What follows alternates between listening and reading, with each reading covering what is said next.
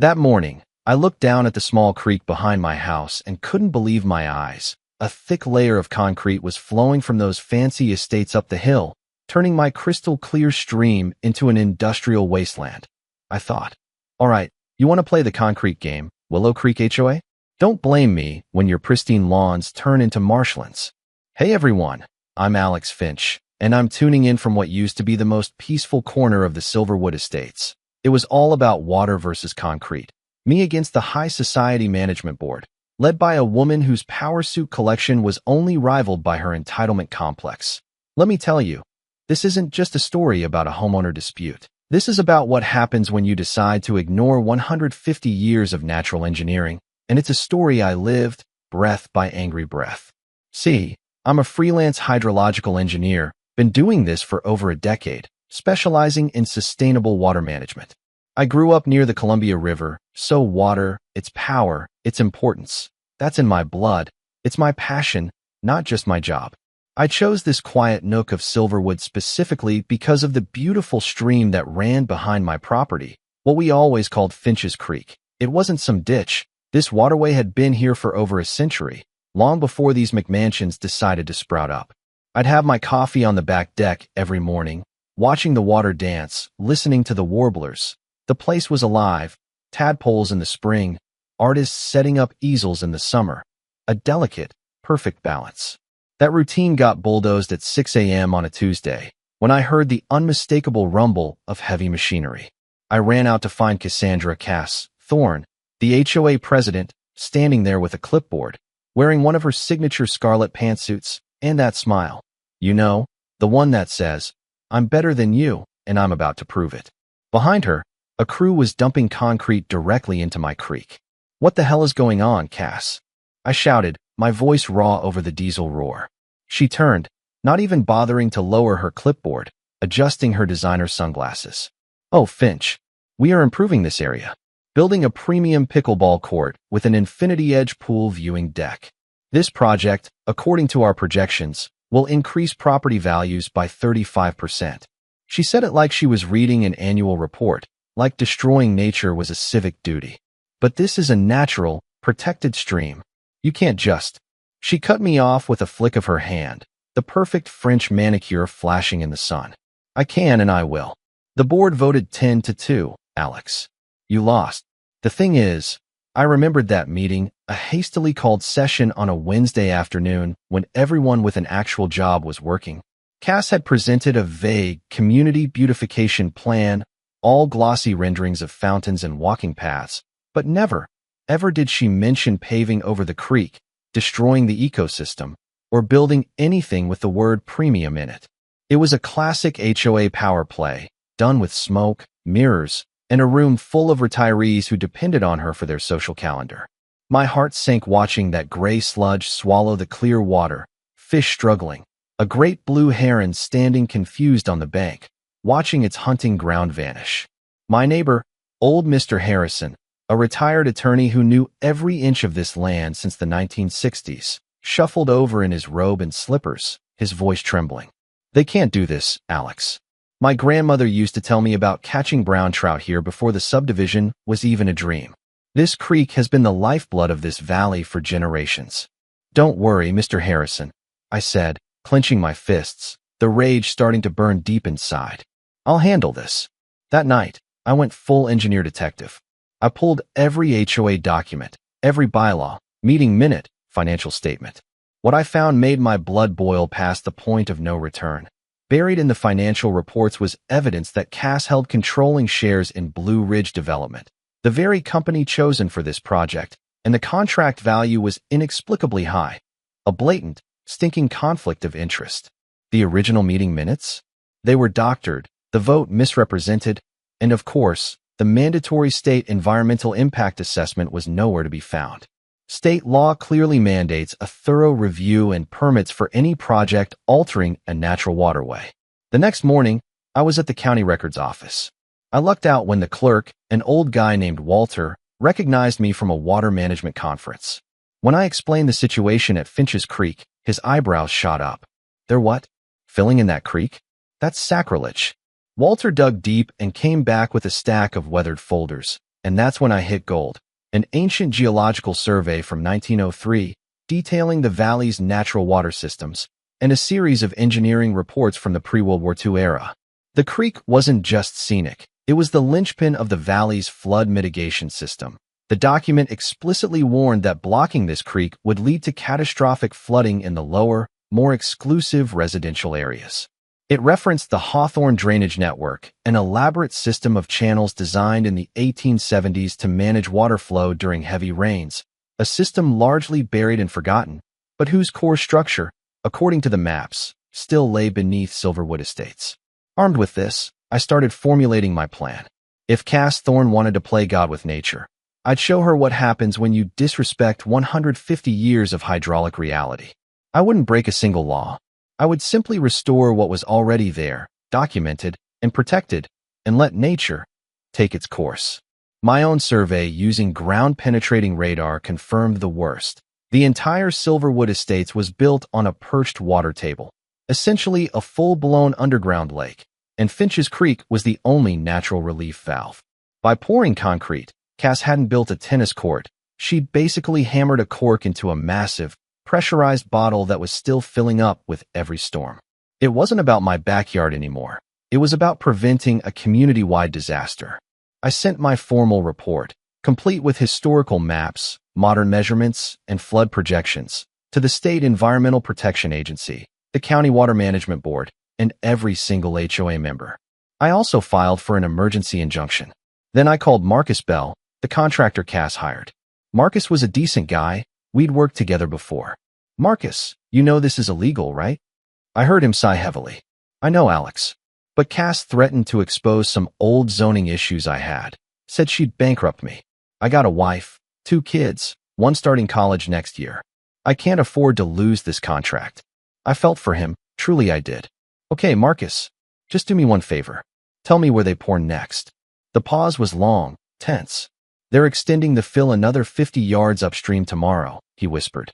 She wants to ensure the water can't skirt the foundation. She's talking about diverting what's left of the stream into those huge corrugated pipes. If that happened, the ecosystem would be utterly destroyed. Bureaucracy moves like molasses. By the time the court acted on my injunction, the creek would be gone. I had to move, but within the boundaries of the law, which is when I got a call from an unknown number. It was Inspector Rodriguez from the County Environmental Division. Mr. Finch, he said in a measured, serious tone. We received your report. We're taking it very seriously. Investigations, however, take time. But I wanted to let you know, strictly off the record, that restoring historically documented water management systems on public easements is, hypothetically speaking, perfectly legal under state law. The message was crystal clear. We're coming for her, but we need time to build the case. Do what you need to do, Finch. Shortly after, I had an unexpected visitor, Eliza Jenkins, one of the HOA board members, showing up looking like a spooked deer, constantly glancing over her shoulder. Alex, I need to talk to you. Privately, she whispered. Eliza was one of the 2 who voted against the project. She pulled out her phone. Cass has been recording us, but I've been recording her. She's promising board members 10% kickbacks from the value increase after the project, plus threatening to shut down Margaret's home bakery business over zoning violations if she didn't vote yes. Eliza provided me with copies of the recordings, agreeing to testify. The tennis court, she revealed, was just phase 1. Cass was planning a full-blown, million-dollar luxury amenity complex. The entire creek system was going to be buried under concrete and pipes. This was massive fraud, and an ecological disaster rolled into one. That night, with Mr. Harrison's ancient maps and Inspector Rodriguez's implied blessing, I made my decision. I wasn't going to dig illegal channels. I was going to unearth the Hawthorne Network, that genius system from 1870 that my predecessors designed. Mr. Harrison's face lit up when I told him. The Hawthorne channels. My father was on the original planning commission. He fought to keep them preserved beneath the surface. Said a time would come when we'd need them again. Old man Hawthorne understood water was futile to fight. You had to work with it. The archivist at the Historical Society, a lovely, slightly eccentric woman named Agnes, was thrilled to help. The Hawthorne Network. Named after Bartholomew Hawthorne, who studied natural water flow for 5 years before proposing his system. He designed it to divert excess water to the lowest-lying areas of the estate. Intentionally, he wanted any flooding to affect the manor lords first, so they'd be motivated to maintain the system properly. I couldn't help but laugh out loud. Poetic justice, courtesy of a 19th-century engineer. Even back then, they knew the best way to ensure proper water management was to make sure the richest folks got wet feet first. The next few days were a blur. I was a quiet, unassuming engineer by day, an amateur, dirt-caked archaeologist by night. I focused only on public land easements, carefully excavating the old, packed channels using the precise specifications from the original blueprints. I made sure the channels were graded perfectly so they would only activate when the water pressure in the main creek bed reached critical levels, the exact condition Cass's concrete blockage was creating. I wasn't causing a flood. I was simply allowing the excess water to follow its intended, natural, and historically protected path when the main route was obstructed. Cass was definitely suspicious. She confronted me one morning while I was gardening, leaning heavily on my shovel, looking casual. "Finch, I've noticed you digging around lately," she sneered, her heels sinking slightly into the freshly turned earth. "Oh, that," I replied, wiping a smudge of dirt from my cheek. "Participating in a local historical preservation project, Cass. Studying the area's ancient irrigation systems. Fascinating stuff. Did you know this land was once home to a sophisticated water management network?" I showed her a perfectly legitimate research permit I got through Agnes and Professor Jenkins. She squinted at the permit, clearly not buying it, but unable to prove anything. "Just make sure you're not doing anything that affects HOA property, Finch," she warned, her voice tight with controlled fury. Meanwhile, Eliza kept feeding me intel. "Cass is planning a huge launch party this weekend," she told me over coffee, her voice barely a whisper. "A big ribbon-cutting ceremony for the new community amenity, inviting investors, local council members. She's going to announce Phase 2. Then I checked the weather. A massive storm system, promising several inches of rain, was moving in from the Pacific. "Perfect. I'm just restoring some historical channels, Eliza," I said, showing her the radar map and the hawthorn plants. "What happens naturally after that is, well, natural. This isn't sabotage. It's 18th century engineering doing exactly what it was designed to do. Protect the community by directing excess water away from populated areas and toward natural collection points." By Friday night, I had successfully cleared the key points of the ancient network. The timing was impeccable. Saturday arrived, the air thick and heavy, the sky bruised purple. Despite the threatening weather, Cass was determined. The party was extravagant, catered food, a string quartet, a banner reading celebrating Silverwood's future. She gave her speech standing on a makeshift stage, the ugly gray concrete where the creek used to be visible behind her. "This is just the beginning of a new era for Silverwood Estates," she announced to the huddled crowd. "We are transforming and used, problematic land into valuable community assets. Property values are already rising, and with Phase 2, she was cut off by the first crack of thunder, immediately followed by rain that went from drizzle to deluge in 60 seconds. Cass, refusing to quit, ushered everyone under large tents, trying to continue her sales pitch to the investors. But what happened next was inevitable, a hydraulic consequence I'd calculated down to the last cubic foot. The blocked creek, faced with nowhere to go, began backing up rapidly. Within an hour, the water pressure reached the exact critical level I had ensured. And Bartholomew Hawthorne's century-old genius proved its worth. The water found the path of least resistance through the restored channels, flowing exactly where he had designed it to go, right into the low-lying areas where the most expensive estates stood, including Cass's mansion and the homes of the key board members who had supported her. The first sign of trouble was the lawn. About 50 yards from the party tent, the professionally manicured turf began to bubble and foam, like a witch's cauldron starting to boil. Then the fountain started, small, clear jets of water pushing up through the grass, growing larger and more numerous as the rain intensified. "What the hell is happening?" Cass shrieked, watching her $80,000 landscaping job turn into a muddy, bubbling swamp. The expensive outdoor furniture began to sink, and guests were scrambling onto the stage for higher ground. Daniel Cross, the HOA treasurer, was frantically trying to save his laptop and his financial binders. Cass said there were no risks. No risks, he shouted over the downpour. One by one, the other board members started reporting it. Margaret, the one with the bakery, came running up, hysterical. My wine cellar is flooding. $100,000 in vintage Bordeaux. Richard's infinity pool wasn't overflowing from the top. It was filling from the bottom, groundwater pushing up from beneath, turning the entire area into a bizarre, inverted geyser show.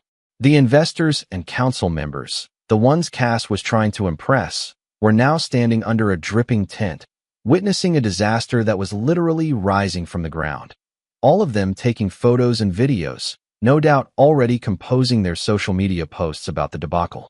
I stood on my perfectly dry back porch, Mr. Harrison next to me with binoculars and a fresh cup of coffee.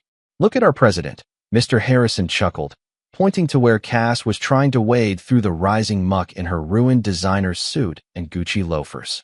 "This is exactly what Hawthorne designed, Alex. Protect the higher ground where the regular folks lived, while flooding the estates of anyone who messed with the natural water flow." Hawthorne was a man of the people. Marcus Bell, the contractor, quietly approached my porch, looking relieved but amazed. "How did you know this would happen?" "I'm a hydraulic engineer, Marcus," I replied, shrugging, watching the mud lap at the legs of Cass's catering tables. "And I read local history. Our ancestors weren't stupid. Hawthorne studied this land for years before designing his system. He knew exactly where the water wanted to go naturally, and instead of fighting it, he worked with it." I tried to tell Cass that filling the creek was asking for trouble, Marcus said, shaking his head. I suggested a bridge, but she wouldn't listen. Said it was cheaper to just pour concrete and be done with it. "Well," I said, watching Cass's expensive party dissolve into chaos. "Looks like Mother Nature just offered her opinion on cutting corners with water management." By evening, with the party a muddy ruin and several estates facing catastrophic basement and foundation damage, Cass was on the phone with the police, screaming accusations of sabotage. "He did something. I know he did. This is deliberate. This is water terrorism." The next morning, Inspector Rodriguez arrived to investigate. He spent hours examining the area, taking measurements, focusing intently on the restored Hawthorne channels. At the HOA Community Center meeting, where Cass was still demanding my arrest, Rodriguez stood at the podium, calm and professional. "After examining the area, I've determined that Mr. Finch has only reopened an ancient drainage system on a public easement. These channels are documented in county records as historical artifacts dating back to the 1870s. There is nothing illegal here." He paused, looking directly at Cass. "In fact, the flooding is a natural, predictable consequence of blocking the creek. The historical documents clearly show these channels were designed to activate when the main waterway was obstructed. If anything, filling the creek might be the illegal action." Cass turned purple. "But my house is flooded. He must have used a pump." "Ma'am," Rodriguez said patiently, "your house isn't a natural flood zone. The only reason it didn't flood before was because the creek was doing its job as a channel. By filling it in, you created the pressure. Mr. Finch simply restored a 150-year-old system. Under the State Historical Preservation Act, that's not only legal, it's encouraged." Then he pulled out his own findings. Furthermore, the permits for filling the creek were questionable. The signature of the environmental officer appears to be forged, and the approval date precedes the actual submission date of the application. That was Eliza's cue. She stood up, phone in hand. "I have something everyone needs to hear." She played the recordings, Cass's voice promising kickbacks, threatening board members, discussing the massive personal profits she stood to gain. The room erupted. "I was deceived," Daniel Cross shouted, his face red with anger and embarrassment. "She told me property values would skyrocket. She never mentioned flood risks or environmental damage." Marcus Bell, now under police protection, came clean about everything. "Ms. Thorne forced me to falsify the environmental reports," he testified, his voice heavy with regret. "She knew filling the creek was illegal from the start. She had me create fake soil samples and water table measurements to make it look like an insignificant water feature that could be safely removed. When I hesitated, she threatened to ruin my business." Rodriguez had the final nail. "We have confirmed that Ms. Thorne received a $300,000 kickback from Blue Ridge Development, the company in which she holds significant shares. She has also been siphoning HOA funds into a private account under the guise of future development studies, which bank records show were used for a vacation home in Boca Raton. At the emergency HOA vote, held with police supervision and state officials present, the motion was simple: remove Cassandra Thorne as HOA president. The result, 11-1. The only vote in her favor was her own. The legal consequences for Cass Thorne were severe. She faced multiple felonies: corruption, fraud, environmental violations, and forgery. She was fined a total of $750,000 and sentenced to 2 years probation with 700 hours of community service, specifically environmental cleanup work. "This is a conspiracy," she shrieked as the authorities escorted her out. "I was only trying to develop the community. You're all backwards-thinking idiots who don't understand progress. Develop your own pockets." More like, Daniel Cross muttered. "I was elected the new HOA president with an overwhelming majority. My platform was simple: transparency, environmental responsibility, and community involvement. My first order of business? Restore Finch's Creek. We hired a team of environmental specialists, and Marcus Bell, now doing things the right way, leading the restoration project, to remove the concrete and stabilize the banks with native plants. We're going to build an ecological park," I announced at my first meeting. "We'll integrate the ancient Hawthorne channels into a modern, visible water management system that celebrates our history and protects our future. This will be a model for sustainable development." 6 months later, Silverwood Estates had truly transformed. The creek flowed freely, its banks lush with greenery. The Hawthorne channels were integrated into the landscape, visible pathways that controlled flooding while doubling as stunning wetland gardens during dry periods. Property values actually increased by 50%, higher than Cass's corrupt projection, because people were seeking out a community that valued environmental stewardship and historical preservation. The ultimate, satisfying irony came when Cass had to sell her mansion to pay her debts. The buyer? The National Conservancy Trust. They converted her former home into an educational center about river and stream ecosystems. Her basement, the one she fought so hard to protect, was converted into an interactive museum showcasing the history of the Hawthorne channels.